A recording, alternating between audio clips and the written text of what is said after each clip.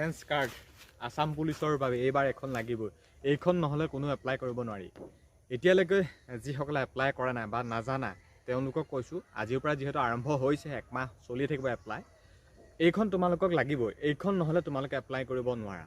গতিকে ফাৰ্ষ্টে এপ্লাই কৰাৰ আগতে এই এমপ্লয়মেণ্ট এক্সচেঞ্জ যিখন কাৰ্ড থাকে, ৰেজিষ্ট্ৰেশ্যন কাৰ্ড, সেই কাৰ্ডখন অনলাইন কৰি ল'বা।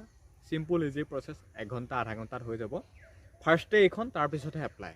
গতিকে ভিডিঅ'টো মই এইটো কাৰণে বনালোঁ বা এইটো কাৰণে তোমালোকক ইনফৰ্মেশ্যন দিলোঁ, যাতে তোমালোকে জানি থোৱা কথাখিনি, যাতে ডাইৰেক্ট এপ্লাই কৰিবলৈ গৈ যাতে সমস্যাত পৰিব লগা নহয়।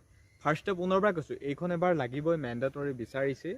এইটো অসম চৰকাৰে এবাৰ বিচাৰিছে আৰু এপ্লাই কৰাৰ নামত কিন্তু 1 টকাও বিচৰা নাই।